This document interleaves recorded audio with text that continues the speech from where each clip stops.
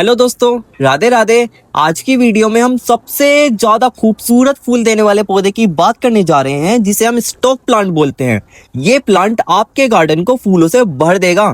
फूलों के colour check करिए, डार्क पर्पल कलर कितना ज्यादा सुंदर लग रहा है। एक ही पौधे के ऊपर एक नहीं, दो नहीं, तीन नहीं, 10 नहीं, 20 नहीं, बल्कि 50 फूल खिल रहे हैं। कितनी बढ़िया बात है। इसके अंदर आपको red colour, light pink colour, dark pink colour, white colour, light purple colour और डार्क पर्पल कलर, ऐसे बहुत सारे कलर देखने को मिलेंगे। इस पौधे को आप अक्टूबर से लेकर नवंबर तक आसानी से लगा सकते हो, जब तापमान कम होता है। और ये पौधा आपको जनवरी से लेकर मार्च तक लगातार फ्लावरिंग देता रहेगा। तो अब देरी किस बात की है, तो चलिए इस प्लांट को लगाना सीखते हैं।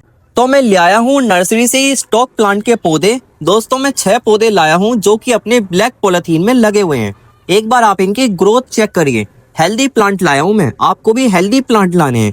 इन्हें मैं लगाने वाला हूँ अपने ब्लैक प्लास्टिक पॉट में। इन्हें नर्सरी पॉट भी बोलते हैं। एक बार आप इसका ड्रेनेज होल चेक करिए। बहुत सारे इसके अंदर ड्रेनेज होल होते हैं, इसलिए ये पॉट मुझे बहुत पसंद है।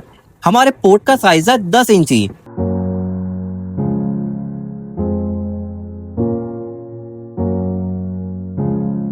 इनके ड्रेनेज होल को कवर करने वाला हूँ मैं ग्रीन नेट के कपड़े से। अक्सर तूफान में हमारी ग्रीन नेट फट जाती है और फिर वो इधर उधर ऐसी ही पड़ी रहती है। मैं इतने सारे ड्रेनेज होल को एक ही ग्रीन नेट के कपड़े से कवर करने वाला हूँ। इससे जो हम मिट्टी में पानी डालते हैं वो छन के नीचे निकलता है, मिट्टी बिल्कुल भी नहीं निकलती है और पानी गमले में बिल्कुल भी नहीं रुकता है। तो बात करते हैं अपने सॉइल मिक्स की। तो चलिए मैं आपको बताता हूँ सॉइल मिक्स कैसे बनाना है। तो मैंने ली है ये गार्डन सॉइल 60%। ये भुरभुरी मिट्टी है, आपको भी भुरभुरी और उपजाऊ मिट्टी ही लेनी है। और साथ ही में मैंने लिया है ये 40% काउडंग कंपोस्ट। दोस्तों, ये गाय के गोबर से बनती है खाद और ये बहुत अच्छी ऑर्गेनिक खाद होती है। और साथ ही में थोड़ी सी नीम खली और थोड़ा सा सॉफ्ट फंगिसाइड लिया है। तो चलिए इन सबको अच्छे से मिक्स करते हैं। तो मिक्स करने के लिए मैं ले आया हूँ ये फावड़ा, और फावड़े की मदद से ही हम अपने सॉइल मिक्स को तैयार करने वाले हैं। पहले मैं अपनी मिट्टी को चारों तरफ फैला लेता हूँ, फिर उसके बीच में खाद डालूंगा और फिर दोनों को अच्छे से मिक्स कर लेता हूँ।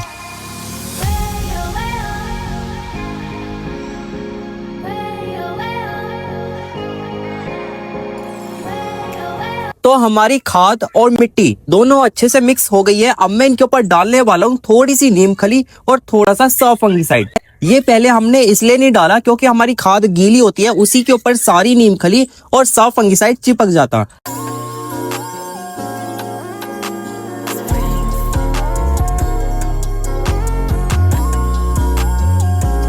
तो हमारा सॉइल मिक्स बन के हो गया है रेडी। कैसा लग रहा है? लग रही है ना बिल्कुल भुरभुरी मिट्टी। इसके अंदर ना तो पौधे की जो जड़ है उसके अंदर कोई बीमारी लगेगी और ना ही इसके अंदर पानी रुकेगा। दोस्तों, जो मैंने अपनी ये सॉइल मिक्स बनाई है ये बहुत अच्छी है। इसके अंदर आप कोई सा भी विंटर फ्लावरिंग प्लांट लगाते हो तो उसकी ग्रोथ में आपको बहुत फर्क दिखेगा, यानी कि ग्रोथ बहुत अच्छी चलने वाली है।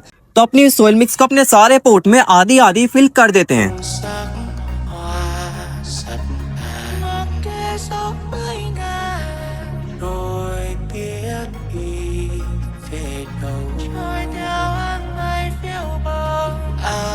फिर मैं हर एक पोट के अंदर अपना एक एक स्टॉक प्लांट को रख देता हूँ। तो ये आ जाता है हमारा स्टॉक प्लांट, जो कि अपने इस ब्लैक पॉलिथीन में लगा हुआ है। पहले पिन्नी को साइड से खोलते हैं और पूरी पिन्नी को हटाते हैं और अपने पौधे को बाहर निकाल लेते हैं। एक बार आप हमारे पौधे की जड़ों पे ध्यान दें। पौधा हेल्दी है और जड़ों ने भी काफी अच्छी ग्रोथ करी है। तो अब अपनी मिट्टी में जगह बनाते हैं और अपने पौधे को मिड में यानी कि बीच में सीधा रखते हैं और साइडों से सॉइल मिक्स को फिल कर देते हैं। तो हमारा ये स्टॉक प्लांट हमारे इस पोट में लग गया है। इसी तरह मैंने अपने सारे स्टॉक प्लांट को पोट के अंदर लगा दिया है।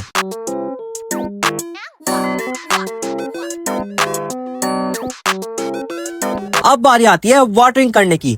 पानी बहुत अच्छे से डालना, यानी कि पूरी मिट्टी गीली कर देना और ड्रेनेज होल से पानी बाहर निकलना चाहिए। हमने मिट्टी भी अच्छी तैयार करी है और ड्रेनेज होल का सिस्टम भी बढ़िया तरीके से तैयार करा है। तो मिट्टी में पानी बिल्कुल भी नहीं रुकेगा। हमारी मिट्टी में नमी रहेगी लेकिन पानी बिल्कुल नहीं रुकेगा, वो ड्रेनेज होल से पानी बाहर निकल जाएगा। तो वाटरिंग का काम हो गया कंप्लीट। एक बार हमारे पौधों के ऊपर नजर डालिए, कितने ज्यादा सुंदर लग रहे हैं, एकदम लश ग्रीन। तो चलिए फिर मैं आपको मिलता हूँ अपने पौधों की नई ग्रोथ के साथ। हमारे पौधों ने ग्रोथ बहुत अच्छी करी है।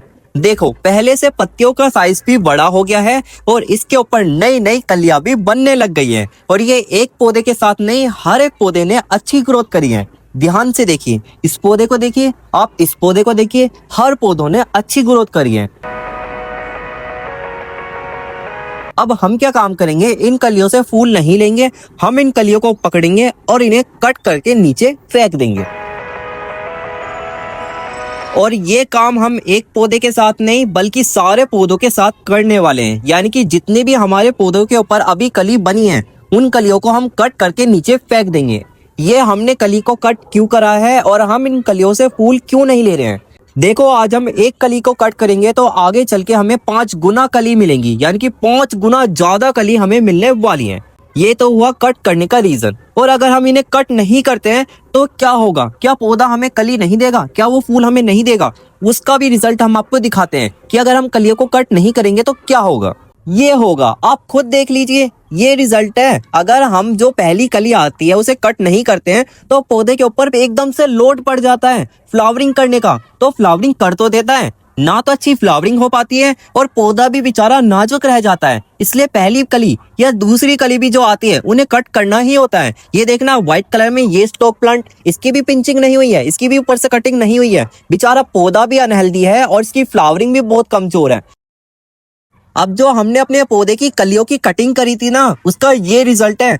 पौधे कितने ज्यादा हेल्दी है और कितनी सारी नई नई कलियां बन रही है, आप खुद चेक करिए। शायद मैं आपको वीडियो में दिखा भी नहीं पाऊं क्योंकि अभी कलियों का जो साइज है वो छोटा है, लेकिन आप पौधे से अनुमान लगा सकते हैं पौधा कितना हेल्दी है, कितना बुशी है। और ये एक पौधा नहीं बल्कि मेरे सारे पौधे हेल्दी है और सारे पौधों के ऊपर कई सारी कलियां बन रही है।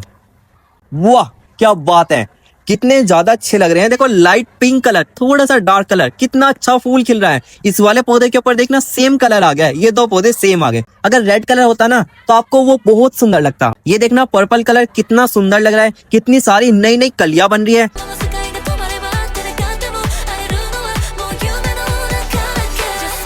ये वाला पौधा भी पर्पल कलर है, यानी कि 2 मेरे पास पिंक आ गए और 2 एक जैसे पर्पल आ गए। बहुत सुंदर लग रहे हैं, कुछ भी कहो। अब ये जो हमारे पौधे हैं ना, ये जनवरी से लेकर लगातार मार्च तक हमें ऐसी हैवी फ्लावरिंग देते रहेंगे, यानी कि 3 महीने लगातार। सीजनल प्लांट बहुत अच्छे होते हैं, वो लगातार हमें फ्लावरिंग देते ही रहते हैं। और ये वाले पौधे के ऊपर तो डार्क पर्पल कलर के फूल आए हैं, यानी कि लाइट पर्पल से भी डार्क पर्पल। अब जो हमारे पौधे की फ्लावरिंग है ना, वो बढ़ चुकी है। नई नई कलियां पता नहीं कहां कहां से निकल के आ रही है। देखना क्या रिजल्ट है, ऐसा मन करता है इन फूलों को देखते रहें। ये स्टॉक प्लांट बहुत अच्छा है, यानी कि ना तो इसकी ज्यादा केयर की जरूरत है और हमें इतनी अच्छी फ्लावरिंग दे रहा है। इससे बढ़िया बात क्या है। जो विंटर फ्लावरिंग प्लांट होते हैं ना, यानी कि मौसमी प्लांट, सीजनल प्लांट, उनकी बात ही अलग होती है, लगातार फ्लावरिंग देते रहते हैं। देखना ये लाइट पिंक कलर कितना सुंदर लग रहा है और ये देखना जो पर्पल कलर आ गया है बहुत सुंदर लग रहा है। तो चलिए फिर मिलते हैं आपको इनकी नई अपडेट के साथ। अब जो हमारे पौधे हैं ना, वो फूलों से भरते जा रहे हैं, फ्लावरिंग बढ़ती जा रही है और बहुत ही ज्यादा सुंदर लग रही है। एक राज की बात बताऊं, जो हमारे ये पौधे हैं, एक ही स्टेम के ऊपर बहुत सारी कलियां बनती है और फिर वो कलियां खिलती है, फूल बनते हैं। अब वो एक फूल 10 से 15 दिन लगातार खिलता रहेगा और बाई चांस वो मुरझा के नीचे गिर जाता है तो वहीं पर एक नई कली बनेगी और फिर वहां पर एक और नई फ्लावरिंग होगी। इसलिए तो ये लगातार जनवरी से लेकर मार्च तक फ्लावरिंग करता रहता है। कितनी मजे की बात है। इसलिए तो मुझे विंटर फ्लावरिंग प्लांट बहुत अच्छे लगते हैं। होते तो मौसमी है लेकिन लगातार हमें फ्लावरिंग देते रहते हैं और लो मेंटेनेंस प्लांट है और इतनी अच्छी फ्लावरिंग दे रहा है, तो इससे बढ़िया बात क्या ही रहेगी। तो ये वीडियो आपको कैसी लगी कमेंट में जरूर बताना और एक लाइक तो देखो बनता ही है।